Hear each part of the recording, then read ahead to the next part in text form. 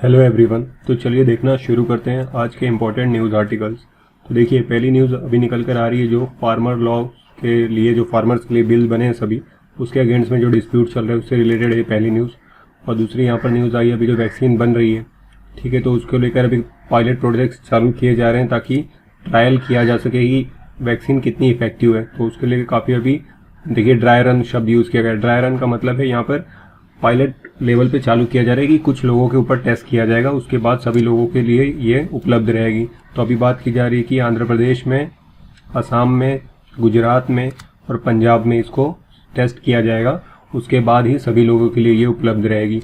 तो यहाँ पर देखिए अभी जो फार्मर यूनियन है उसने रिफ्यूट कर दिया है जो पीएम ने अर्ज किया था कि वो अपनी डिमांड्स को वापस ले लें। तो दरअसल अभी जैसा हम सभी जानते हैं कि काफ़ी दिनों से जो फार्मर्स हैं वो प्रोटेस्ट कर रहे हैं 3 बिल के अगेंस्ट में जो अभी एक्ट बन चुके हैं, ठीक है। तो पहला बिल किसके लिए था? जो उनके ट्रेड के लिए था। दूसरा उनके प्राइस एश्योरेंस के लिए था। तीसरा जो एसेंशियल कमोडिटी बिल बना है जिसको एक्ट अभी बना दिया गया है तीनों को, उसके लिए था। तो ये 3 जो एक्ट हैं वो अभी काफ़ी कंट्रोवर्शियल है। तो एक तरफ जो फार्मर यूनियन है वो एक अपोजिट साइड खड़ा है और दूसरी तरफ गवर्नमेंट है। तो जो फार्मर है जिनके लिए ये एक्ट बनाए गए हैं वो इससे खुश नहीं है, वहीं दूसरी तरफ जो गवर्नमेंट है वो इसको इम्प्लीमेंट करने के लिए काफ़ी तेज़ी से प्रयासरत है, ठीक है। तो अभी जो पीएम है उन्होंने कहा है कि ये जो एक्ट बनाए गए उसमें फार्मर का ही प्रॉफिट होने वाला है, तो फार्मर्स अपने डिमांड को वापस ले लें।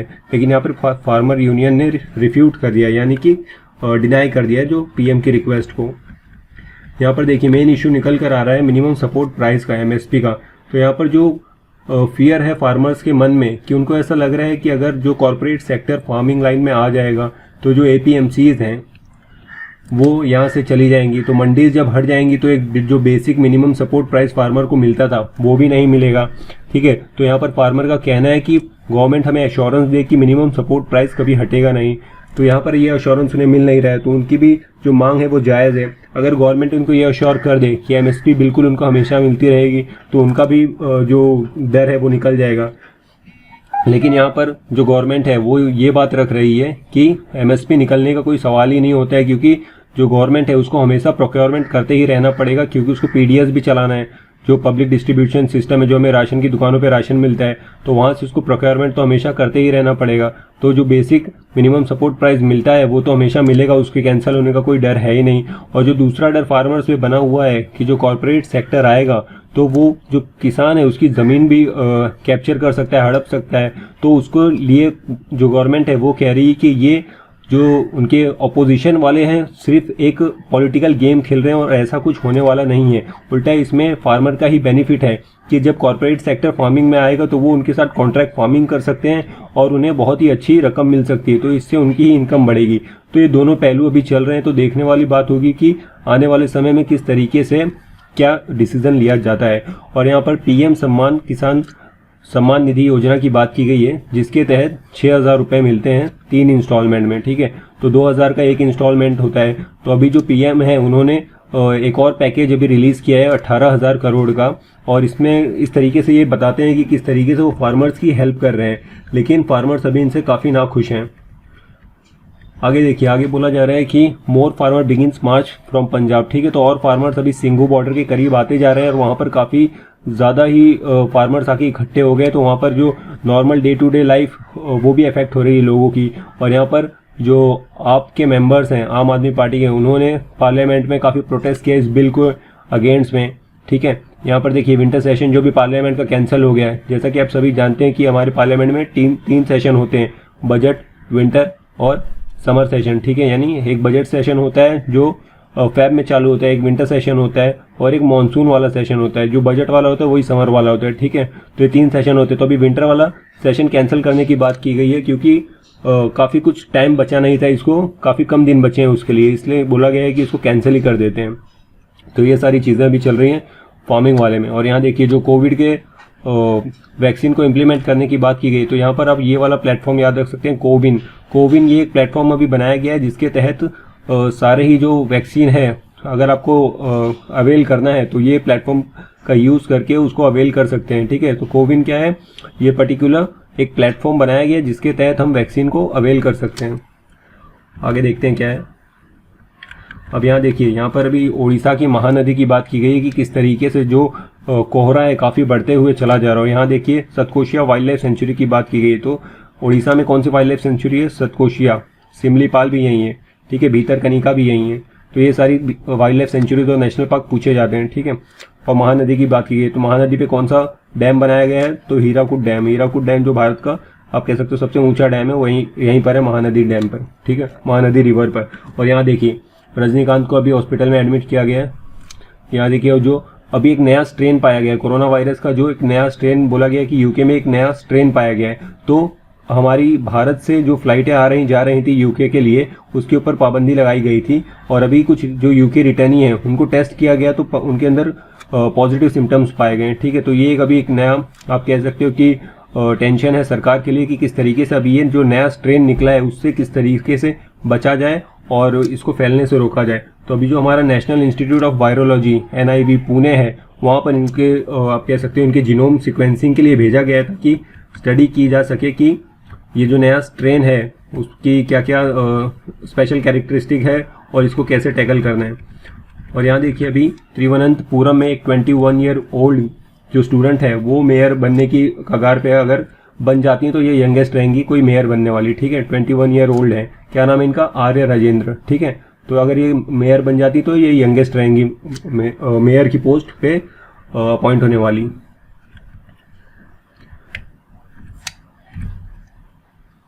यहाँ पर देखिए वेंडलिज्म। वेंडलिज्म मतलब क्या? कभी आपने देखा रहेगा बहुत सारे टाइम पे जब वायलेंस होता है तो मूर्तियों को तोड़ फोड़ दिया जाता है, तो उसी को क्या कहा जाता है? वेंडलिज्म। तो ये वैकेब में पूछा जा सकता है। फीवर्स डेली इन्फेक्शन सिंस अगस्त, यानी अगस्त के बाद से अगर देखा जाए तो इन्फेक्शन की जो रेट है वो काफ़ी कम हो चुकी है। अभी 0.88% ही सिर्फ पॉजिटिव टेस्टिंग है, यानी जितने लोग आ रहे हैं उसमें से सिर्फ 0.88% लोग ही पॉजिटिव टेस्ट किए जा रहे हैं, बाकी लोग नेगेटिव है, यानी काफ़ी पॉजिटिविटी का जो रेट है वो कम हो गया है।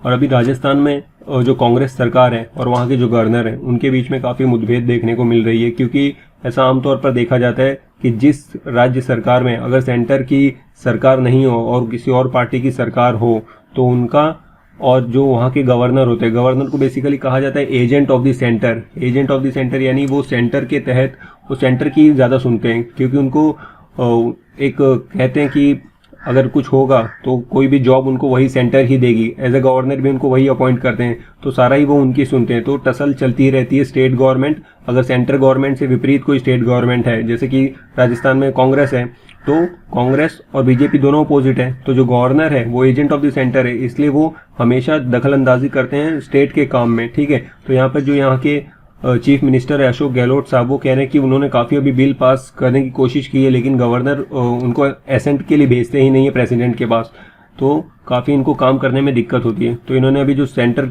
ने फार्म के अगेंस्ट बिल बनाए थे, लॉ बनाए, उसके अगेंस्ट भी बिल पेश करने की कोशिश की थी, लेकिन वो भी नहीं पास किया गया गवर्नर के द्वारा, ठीक है। और काफ़ी जो बिल्स मॉब लिंचिंग के अगेंस्ट इन्होंने बिल पास करने की कोशिश की थी, ऑनर किलिंग के अगेंस्ट बिल पास करने की कोशिश की थी, लेकिन ये सारे ही बिल जो है प्रेसिडेंट के पास भेजे ही नहीं जा रहे हैं ताकि उनको एसेंट मिले और इसके ऊपर कुछ आगे काम किया जा सके।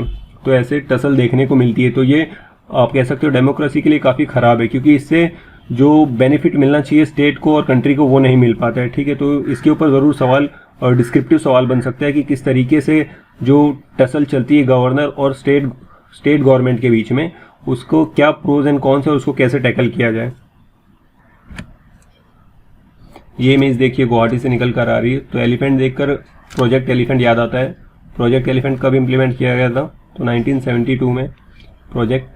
1973 में तो प्रोजेक्ट टाइगर इम्प्लीमेंट चालू किया गया था, 1992 में प्रोजेक्ट एलिफेंट चालू किया गया था, ठीक है। ये डायरेक्ट सवाल पूछा गया UPPCS में, तो ये ईयरिंग्स आप ज़रूर याद रखिए, क्योंकि काफ़ी टाइम ईयर पूछ लिया जाता है, और खासकर स्कीम अगर आप PCS की एग्जाम देखें तो उसमें तो स्कीम के डायरेक्ट ईयर पूछे जाते हैं, ठीक है। और यहाँ पर देखिए दलित मैन इन यूपी में देखा गया कि एक दलित मैन थे जिसने कॉमन हैंडपंप यानी कॉमन जो नल रहते हैं वो इस्तेमाल कर लिया, तो एक कोई लोग थे उन्होंने उसको वहाँ पर मार दिया। तो अभी भी जो दलितों के अगेंस्ट आप कह सकते हो एट्रोसिटीज़ हैं वो रुकने का नाम नहीं ले रही है। तो जहाँ हमारा आर्टिकल 17 कहता है कि एबॉलिशन ऑफ द अनटचेबिलिटी, एक तरफ ये है और दूसरी तरफ ऐसे इंसिडेंट्स हमें देखने को मिल रहे हैं। तो ऐसे सवाल आप आंसर्स में भी लिख सकते हैं, और बेसिकली जो एथिक्स पेपर है वहाँ पर भी इसका इस्तेमाल ज़रूर किया जा सकता है कि अभी तक ऐसे इंसिडेंट्स देखने को मिलते हैं कि जो दलित हैं उनके अगेंस्ट में काफ़ी एट्रोसिटीज़ होती है। इसीलिए जो अभी एक्ट बनाया गया था SC ST एट्रोसिटीज़ एक्ट, ठीक है, तो ऐसे एक्ट का काफ़ी ज़्यादा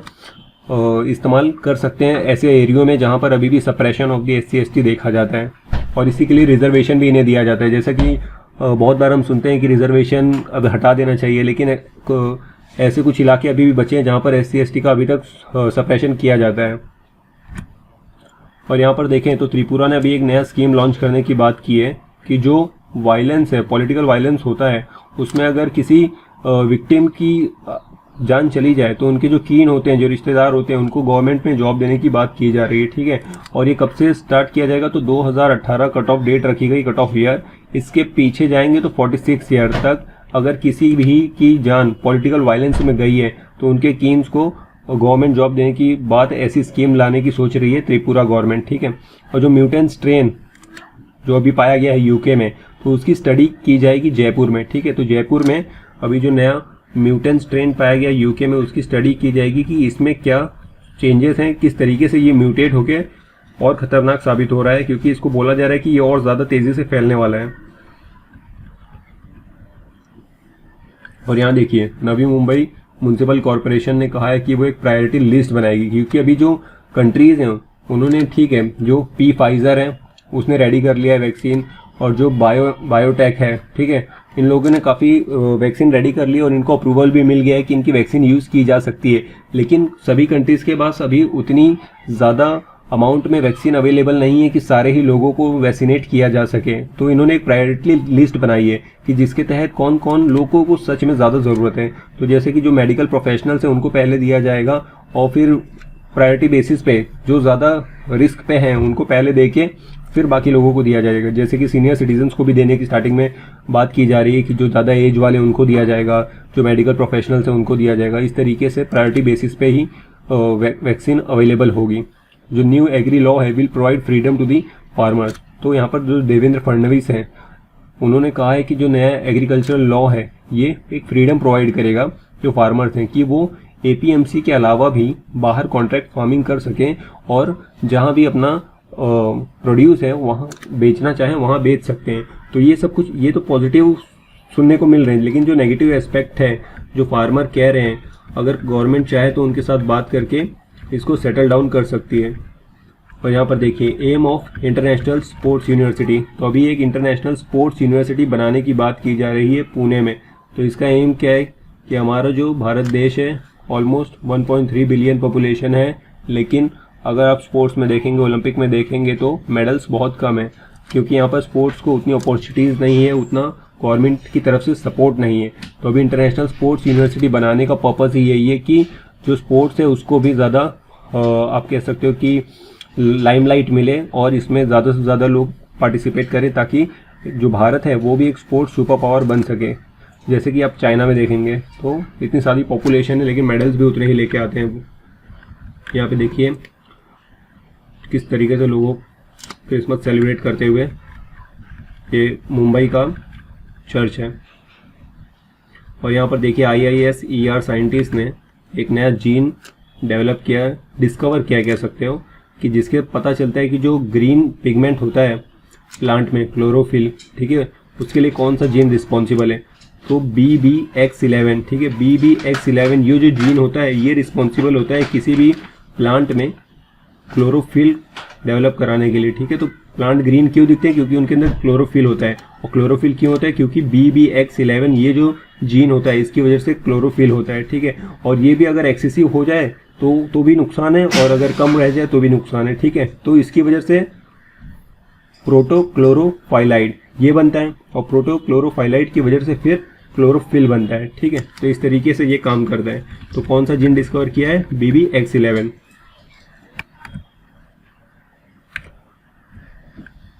आगे अगर हम देखें तो इस पेज पे कोई खास इंपॉर्टेंट न्यूज़ नहीं है। यहाँ देखिए, first set of data from Chandrayaan 2 release, ठीक है। जैसा कि हमने चंद्रयान 2 पहले भी भेजने की कोशिश की थी पिछले साल, लेकिन हमारा चंद्रयान 2 जो एक सॉफ्ट लैंडिंग कराने की बात की गई थी वो एक क्रैश लैंडिंग हो गई थी, और काफ़ी क्लोज हम जाके मतलब हमारा मिशन सक्सेसफुल नहीं हो पाया, ठीक है। सिर्फ एक सॉफ्ट लैंडिंग ही बाकी रह गई थी, 2 किलोमीटर सिर्फ बाकी रह गया था। लेकिन जो मिशन था वो फेल हो गया क्योंकि वहाँ पे क्रैश लैंडिंग हो गई। और अभी हमने जुलाई में दोबारा से चंद्रयान 2 मिशन को भेजा है और उसका फर्स्ट डाटा जो था सेट ऑफ डाटा वो आ चुका है। तो अभी बोला जा रहा है कि काफ़ी जो मिशन है वो काफ़ी सही तरीके से काम कर रहा है और पॉसिबिलिटीज़ हैं कि जो कट ऑफ डेट रखी गई है उससे पहले ही मिशन सक्सेसफुल हो जाएगा। तो इसरो की तरफ से ये अभी स्टेटमेंट आया है।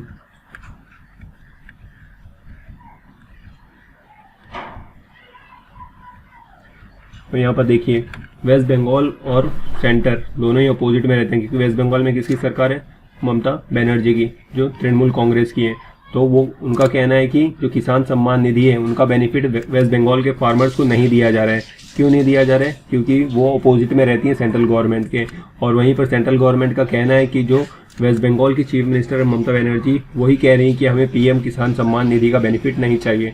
तो ये दोनों अपोजिट चीज़ें देखने को मिल रही हैं। तो ऐसा तो हर गवर्नमेंट में देखने मिलता है। अगर सेंटर में सरकार दूसरी हो तो स्टेट वाले को तो फंड देगी ही नहीं, ताकि स्टेट वाले को ग्रोथ करने का मौका ना मिले और फिर अगली बार उसकी सरकार ना बने। ठीक है, तो इस तरीके की चीज़ें चल रही हैं।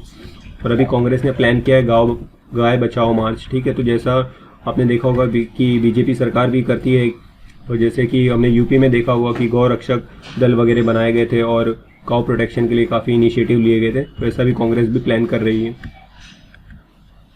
आगे यहाँ पर देखिए यूएस में काफ़ी लोगों ने कहा है कि जो पोम्पियो हैं वो जाकर जो हमारे देश के एक्सटर्नल अफेयर मिनिस्टर हैं जयशंकर साहब, उनसे बात करें कि यहाँ पर जो फार्मर्स के इशू है इससे रिलेटेड कुछ किया जाए। ठीक है, तो आप कह सकते हो कि यूएस में भी इसको लेके अभी लोग काफ़ी जागरूक हो रहे हैं और इसके ऊपर बात कर रहे हैं। और यहाँ पर देखिए अभी आर्मी है वो काफ़ी हेलीकॉप्टर्स वगैरह खरीदने की और बढ़ रही है, क्योंकि हमारे यहाँ पे आप देखेंगे कि जो सोल्जर्स हैं, जो आर्म्ड फोर्सेस के पर्सनल्स हैं, वो काफ़ी आप कह सकते हो कि अपना काम काफ़ी अच्छे तरीके से करते हैं, काफ़ी मोटिवेटेड रहते हैं, और जो एक पॉसिबिलिटी होती है ह्यूमन बीइंग की वो सारी चीज़ें वो करते हैं। लेकिन हमारे आर्म्ड फोर्सेस में कमी क्या है कि उनको मॉडर्न टेक्नोलॉजी नहीं है, उनके पास अप टू डेट हेलीकॉप्टर्स नहीं है, एयरक्राफ्ट नहीं है, वेपन्स नहीं है। ठीक है, तो आप कितने भी बहादुर क्यों ना हो, तो आपके पास अगर तलवार रहेगी, सामने वाले के पास मशीन गन रहेगी, तो आप बैटल जीत नहीं सकते हो। तो अभी जो आर्मी है वो चीता और चेतक ये हेलीकॉप्टर्स प्रोक्योर करने की बात कर रही है। पहले हम रशिया से KA-226T ये वाला यूटिलिटी हेलीकॉप्टर लेने की बात डील कर रहे थे, लेकिन डील काफ़ी टाइम से डिले हो रही है, 5 साल हो गए अभी तक कुछ उसके ऊपर हुआ नहीं। तो अभी बात की जा रही है कि चीता और चेतक ये हेलीकॉप्टर्स को इंडक्ट किया जाए इंडियन आर्मी में। ठीक है, और यहाँ पर देखिए ममता बनर्जी है, उन्होंने अभी कहा है कि सपोर्ट करती हैं वो अमर्त्य सेन को। अमर्त्य सेन कौन है? तो भारत के बहुत ही फेमस इकोनॉमिस्ट है जिनको नोबेल प्राइज़ भी मिल चुका है, और अभी एक वर्सिटी फॉर डिजेबिलिटी स्टडी सून। ठीक है, तो जो डिजेबिलिटी है उसके ऊपर स्टडी करने के लिए यूनिवर्सिटी अभी चालू करने की बात की जा रही है। तो जो सोशल जस्टिस एम्पावरमेंट मिनिस्ट्री है उन्होंने कहा है कि हम एक नया यूनिवर्सिटी बनाएंगे जहाँ पर डिसेबिलिटी के ऊपर स्टडीज़ की जाएगी। तो एक बिल अभी पास किया गया, ड्राफ्ट किया गया, आप कह सकते हो कि draft university of disability studies and rehabilitation centre bill. ठीक है, तो इसके ऊपर अभी पब्लिक ओपिनियन माना गया है कि इसके ऊपर पब्लिक की क्या राय है, उसके बाद ही बिल पास होता है कि नहीं, या क्या इसके ऊपर डिसीजन निकलता है, वो देखने वाली बात होगी।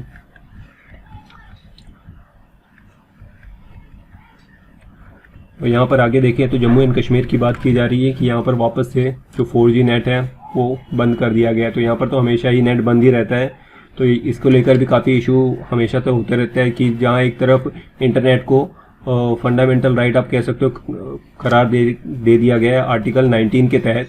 पहले इसको केरला गवर्नमेंट ने दिया था आर्टिकल 21 के तहत, बाद में इसको सुप्रीम कोर्ट ने आर्टिकल 21 के तहत कहा था कि ये फंडामेंटल राइट है, क्योंकि इंटरनेट के थ्रू लर्निंग वगैरह काफ़ी इंपॉर्टेंट हो गई है आज की डेट में। और यहाँ पर बाकी स्टेट वाले जो बच्चे हैं वो इसका इस्तेमाल कर पा रहे हैं, वहीं जो जम्मू कश्मीर वाले वो इसको बिल्कुल भी यूज़ नहीं कर पा रहे हैं। तो उनके साथ एक इनजस्टिस हो रही है, डिस्क्रिमिनेशन हो रहा है। ठीक है, तो वापस से वहाँ पर बंद कर दिया गया है, क्योंकि अभी वहाँ पर डिस्ट्रिक्ट डेवलपमेंट काउंसिल के इलेक्शंस देखने को मिले थे। तो उसके तहत वहाँ पर अगर पीस रहे और कुछ इलेक्शन में उल्टा सीधा ना हो जाए, इसलिए वहाँ पर वापस से इंटरनेट बंद कर दिया गया था। और यहाँ पर ओबिचुरीज से एक इम्पॉर्टेंट न्यूज़ देख सकते हैं कि जो SR फारूकी थे वो अभी पास अवे हो गए। ठीक है, ये कौन थे? उर्दू ऑथर थे। ठीक है, तो इनकी फेमस कौन सा किताब है? कई चांद थे सारे आसमान। ठीक है, तो ये इनकी फेमस आप कह सकते हो कि किताब है। और यहाँ पर एक देखिए जो एक प्रोफेशनल बैंकर थे, रिटायरमेंट के बाद अभी MBBS करने जा रहे हैं, क्योंकि इनका ये एक ड्रीम है, आप कह सकते हो कि इनको MBBS करके सर्व करना है। ठीक है, तो एक 64 ईयर बैंकर ऑफ प्रोफेशनल थे उड़ीसा के, तो अभी रिटायरमेंट के बाद वो MBBS कर रहे हैं। तो जैसा कि अभी हमने देखा था 2019 में सुप्रीम कोर्ट की जजमेंट आई थी कि जो नीट है, पहले नीट का क्या था 25 ईयर्स मैक्सिमम एज लिमिट थी, लेकिन 2019 में भी बोला गया, इसके ऊपर जब पिटीशन डाली गई कि इसके ऊपर कुछ विचार किया जाए, तब से बोला गया है कि जब तक नेक्स्ट डिसीजन ना आ जाए सुप्रीम कोर्ट का, तो एज लिमिट हटा दी गई है। और अभी ब्रेग्जिट के ऊपर बात की जा रही है कि ब्रेग्जिट को कैसे आगे लेके चलना है, क्योंकि ब्रेग्जिट जो है वो यूरोपियन यूनियन से अलग हो रहा है। ठीक है, लेकिन अभी तक दोनों में डील नहीं हो पाई है कि जो ट्रेड है वो किस तरीके से काम करेगा, क्योंकि पहले तो सब एक ही था, तो फ्री ट्रेड एग्रीमेंट चलता था सभी लोगों में। लेकिन जब अभी ब्रेग्जिट यानी ब्रिटेन अलग हो जाएगा यूरोपियन यूनियन से, तो ट्रेड किस तरीके से वर्क करेगा कंट्रीज़ के बीच में, उसके ऊपर डिसीजन लेना बाकी रह गया है। और यहाँ पर देखिए, जैसा कि हम नेपाल में देख रहे हैं कि 2 साल गवर्नमेंट के बाकी हैं, लेकिन फिर भी जो KP शर्मा ओली है वहाँ के प्राइम मिनिस्टर, वो कह रहे हैं कि हम वापस से इलेक्शन कराएंगे। तो इसको लेकर वहाँ पर काफ़ी क्लैरिफिकेशन मांगा गया है कोर्ट के द्वारा। तो उसके चलते उससे बचने के लिए उन्होंने अभी जो कैबिनेट है उसको रिशफल कर दिया है, और वहाँ पे जो उनके इंटरनल पॉलिटिक्स है, यानी इंटरनल जो पार्टी के लोग हैं वही उनसे काफ़ी नाखुश हैं। और इनका तो कहना ये है कि इनके इंटरनल लोगों ने ही इनके ऊपर प्रेशर बनाया है कि ये वापस से इलेक्शन करवाएं। और यहाँ पर देखिए रशिया की न्यूज़ ये निकल कर आ रही है कि हमने जो देखा था नवेल्नी को पॉइजन देकर किस तरीके से मारा गया था, तो अभी उनके ही एक अलाई थे, उनके अगेंस्ट भी वापस से जो पहले का केस था, ट्रेसपासिंग का एक केस है, उसको चालू कर दिया गया है। तो रशिया में किस तरीके से चीज़ें चलती है वो तो हम जानते हैं। ठीक है, जैसा कि पुतिन है, उनके अगेंस्ट में अगर कोई भी जाता है तो उसका बचना वहाँ पर काफ़ी मुश्किल है। तो ये नवेल्नी थे, ये भी उनके अगेंस्ट में काम करते थे, और इनको किस तरीके से पॉइजन देकर ख़त्म कर दिया गया वो अभी सबको पता ही है। लेकिन अभी केस पुतिन के अगेंस्ट तो कोई कर नहीं सकता है। ठीक है, और यहाँ पर देखिए इजरायली जो जेट फ्लाई है वो देखा गया बेरूत के ऊपर, यानी लेबनान के ऊपर, और जो सीरिया है वहाँ पर भी एक ब्लास्ट देखने को मिला है। आगे देखिए, यहाँ पर ट्रम्प से रिलेटेड एक न्यूज़ आई है, जो विस्कॉन्सिन था वहाँ पे उन्होंने लॉ सूट फाइल किया था, वो भी हार गए हैं। तो ये दरअसल हार मानने को ही तैयार नहीं है कि प्रेसिडेंशियल इलेक्शन ये हार गए हैं, और इन्होंने हर जगह से केस कर रखा था, हर जगह कि हाँ यहाँ पर मैं जीता हूँ, यहाँ पर मैं जीता हूँ, लेकिन हर जगह भी ये हारते चले जा रहे हैं। और फाइनली इनको एक्सेप्ट करना ही पड़ेगा कि हाँ जो इलेक्शन हुए थे वो फेयर हुए थे, और ये सही में डिफीट हो गए हैं। ठीक है,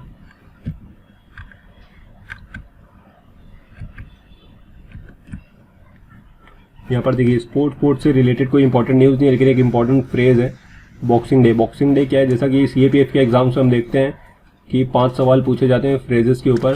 तो बॉक्सिंग डे एक इंपॉर्टेंट फ्रेज आप कह सकते हो कि जो क्रिसमस है 25 दिसंबर, इसका जो नेक्स्ट डे होता है 26 दिसंबर, यानी कि आज, इसको ही बोला जाता है बॉक्सिंग डे। तो पहले ये हॉलीडे हुआ करता था, तो यहाँ पर इस डे को ही बॉक्सिंग डे करके बोला जाता है। तो उस दिन ही अभी मैच है, तो इंडिया रेडी है मैच खेलने के लिए, वही बात बताई गई, कुछ इंपॉर्टेंट नहीं है हमारे लिए।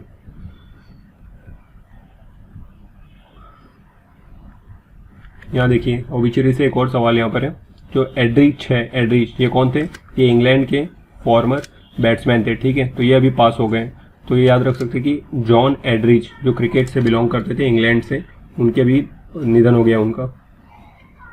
तो द हिंदू में इतना ही था। अभी हम देखते हैं इंडियन एक्सप्रेस में क्या इंपॉर्टेंट न्यूज़ आर्टिकल। तो चलिए द इंडियन एक्सप्रेस को देखना शुरू करें, तो यहाँ पर भी देखिए वो PM किसान की बात की गई है, किस तरीके से अभी जो नया PM किसान का पैकेज है उसको रिलीज़ करने की बात की जा रही है, और जो फार्मर्स है जो अगेंस्ट प्रोटेस्ट कर रहे हैं वही सारी न्यूज़ चल रही है। और यहाँ पर देखिए जो लव जिहाद का नया लॉ भी बनाया गया, जैसा कि हमने देखा यूपी में पहले सबसे पहले कानून बनाया गया कि लव जिहाद के अगेंस्ट, यानी कि forceful conversion of the religion अगर किया जाएगा तो वो क्राइम होगा। तो वैसा ही केस अभी हिमाचल के बारे में, जो कि पहले 2012 में ही ऐसे इंसिडेंट वहाँ पे लॉ बन चुका है इसके रिलेटेड, तो उसकी यहाँ पर बात की जा रही है। तो देखिए यहाँ पर जो हिमाचल प्रदेश का जो एक्ट है उसके तहत ऐसा बोला गया है कि अगर आप अपना रिलीजन कन्वर्ट करते हैं तो आपको पहले बताना पड़ेगा कि आप अपना रिलीजन क्यों कन्वर्ट करें, रीज़न देना पड़ेगा। ठीक है, और वहाँ पर ये भी बोला गया है कि आप सिर्फ मैरिज के लिए, solely for the purpose of marriage, आप रिलीजन कन्वर्ट नहीं कर सकते, चेंज नहीं कर सकते। ठीक है, ऐसा 2012 में बोला गया था द स्टेट। और फिर आगे बोला गया कि हाई कोर्ट में जब बात गई, struck down the similar provision in an older version brought by the then Congress government as unconstitutional and violation of fundamental right. ठीक है, जब हाई कोर्ट में बात की तो उन्होंने कहा ये वायलेशन है फंडामेंटल राइट का। ठीक है, यानी कि अगर कोई इंसान है वो किसी भी रिलीजन को फॉलो करना चाहे तो वो फ्री है, उसको फॉलो कर सकता है। अभी several provision in the Himachal Pradesh freedom of religion act, क्या है नाम, Himachal Pradesh freedom of religion act 2019, ये एक्ट का नाम है, have been emulated almost word to word by Uttar Pradesh. ठीक है, उत्तर प्रदेश ने सेम ऐसा ही एक एक्ट वहाँ पर यूपी में अभी लेके आया है in the anti conversion law that is pass last month and which is been looked upon as an example by other BJP rule state. ठीक है, तो बाकी जो स्टेट है वो भी सोच रहे हैं कि ऐसा एक कोई लॉ लेके आया जाए ताकि जो कन्वर्जन है, बहुत सारे हमें ऐसे इंसिडेंट देखने को मिलते हैं कि मैरिज के लिए रिलीजन कन्वर्ट किया जाता है, तो वैसे इंसिडेंट्स को रोकने की इनकी आप कह सकते हो अप्रोच है या सोच है। ठीक है, चलिए आगे देखें। तो ये वाली न्यूज़ तो हमने देख लिया किस तरीके से ये यंगेस्ट मेयर बनने वाली है। बाकी ये सेकंड पेज है, इसमें सारी डिटेल्स में दिए होते हैं, वही फर्स्ट पेज वाली बात है। और ये सिटी पेज है, तो यहाँ पर वही सारी बात बताई गई किस तरीके से अभी कोरोना के केसेस क्या क्या चल रहे हैं। और यहाँ देखिए एक नई चीज़ देखने को मिल रही है जो हलाला मीट होता है। ठीक है, जैसे कि 2 तरीके के मीट होते हैं, एक होता है हलाला मीट और एक होता है झटका मीट। झटका मतलब जो भी हम मीट खाते हैं यानी कोई भी जानवर है तो उसको ऑन द स्पॉट फटाक से 1 सेकंड में मार दिया जाता है, और हलाला में मतलब उसको थोड़ा सा कट किया जाता है, फिर उसका सारा खून निकलता है, वो धीरे धीरे मरता है। तो बहुत सारे जो हिंदू हैं और जो सिख हैं वो हलाला मीट को मतलब उनके अगेंस्ट में, उनके रिलीजियस के अगेंस्ट हैं। ठीक है, वो प्रीफर नहीं करते हलाला मीट। तो बहुत सारे जो रेस्टोरेंट्स हैं वो बताते नहीं कि ये हलाला मीट है या झटका मीट है। तो अभी जो दिल्ली है उसने कहा है कि अभी रेस्टोरेंट्स को बताना पड़ेगा कि ये पर्टिकुलरली आप हलाला मीट सर्व कर रहे हैं कि झटका मीट सर्व कर रहे हैं। ठीक है,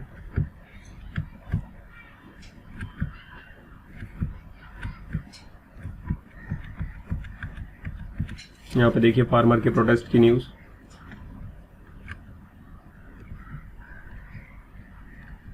इस पेज में सारा वही दिया गया है।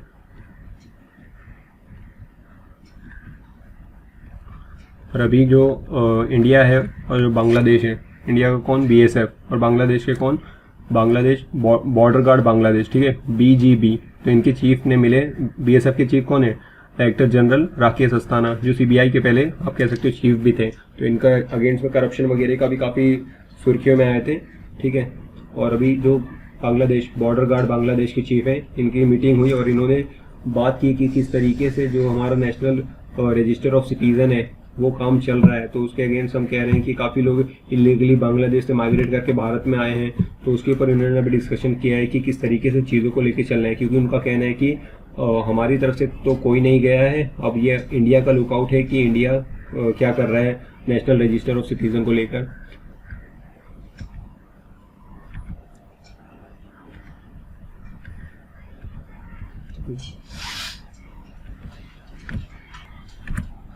इस पेज भी सारी फार्मर वाली बातें बताई गई हैं कि किस तरीके से अलग अलग जहाँ पर आप कह सकते हो कि स्पीचेस देने आ रहे हैं पॉलिटिशियंस, तो वहाँ पर देखिए किस तरीके से तोड़ फोड़ की जा रही है। यानी फार्मर जो हैं काफ़ी नाराज़ हैं इन 3 एक्ट को लेकर और हर जगह प्रोटेस्ट देखने को मिल रहा है। The farmer PM spokes to their gains from government scheme and their plans. तो अभी प्रधानमंत्री ने बात की है जो रिप्रेजेंटेटिव है फार्मर की उनसे कि किस तरीके से ये जो एक्ट के लेकर आ रहे हैं वो किस तरीके से बेनिफिट पहुंचाएंगे, और जो बाकी अपोजिशन है वो किस तरीके से फार्मर्स को मिसलीड कर रहे हैं। क्रिसमस फेस्टिवल देख सकते हो आप किस तरीके से लोग सेलिब्रेट कर रहे हैं। और यहाँ पर जो महाराष्ट्र में जो मेट्रो बनाने की बात की जा रही है, मुंबई में पहले गोरेगांव वाले इलाके में बनाने की बात की जा रही थी, तो अभी शिफ्ट करके जो कार शेड है उसको कांजूर मार्ग में बनाने की बात की जा रही थी। ठीक है, तो इसके ऊपर अभी डिसीजन लेना बाकी है कि किस तरीके से इसके ऊपर काम किया जाएगा और कैसे ये मेट्रो यहाँ पर डेवलप होगी। तो यहाँ पे देखिए बार के जो फॉर्मर एग्जीक्यूटिव थे उनको अभी टीआरपी केस में पकड़ा गया है। ठीक है, तो काफ़ी बड़े लोगों को भी यहाँ पर पकड़ा जा रहा है। तो ये एथिक्स वगैरह में ऐसे एग्जांपल आप यूज़ कर सकते हैं कि किस तरीके से एक बड़ी पोस्ट पे रहने के बावजूद भी जो लोग हैं किस तरीके से इंसिडेंट को आप कह सकते हो कैसे कैसे करप्शन में इन्वॉल्व होते हैं और जो एथिकल प्रैक्टिस है उसको फॉलो नहीं करते हैं।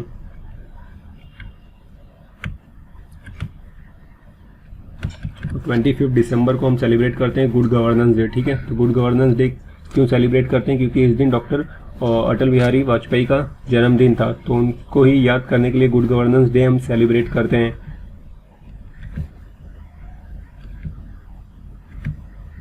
ये एडिटोरियल है, इसकी एक अलग वीडियो बनेगी।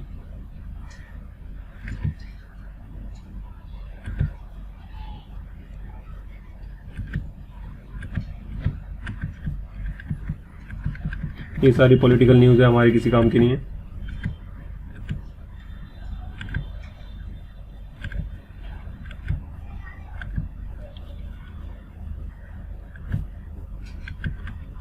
देखिए वर्ल्ड पेज अगर देखें तो ब्रिटेन से रिकॉर्ड राइजिंग केसेस, ठीक है। तो ब्रिटेन में किस तरीके से अभी केसेस बढ़ रहे हैं, जैसा कि हम जानते हैं कि वहाँ पर अभी एक म्यूटेटेड फॉर्म में जो वायरस आ गया है, ठीक है, जिससे अभी सारी दुनिया अभी इससे बचने की कोशिश कर रही है। लेकिन हमने देखा था किस तरीके से ऑस्ट्रेलिया में भी जा चुका है, और अभी सुनने में आ रहा है कि भारत में भी कुछ लोग आए हैं, जैसे जितने भी लोग आए थे यूके से, जब उनका टेस्ट किया गया तो काफ़ी लोग पॉजिटिव पाए गए हैं, ठीक है।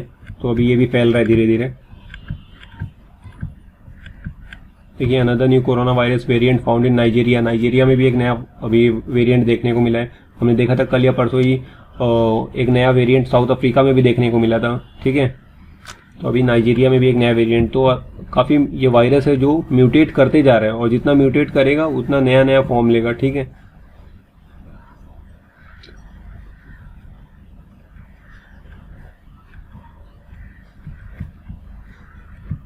इकॉनमी वाला पेज अगर देखें तो consumer in focus, DOT and TRAI में dash telcos hope of fixed floor price, ठीक है। Final decision likely to be taken after spectrum auction. तो अभी स्पेक्ट्रम का ऑक्शन किया जा रहा है, ठीक है।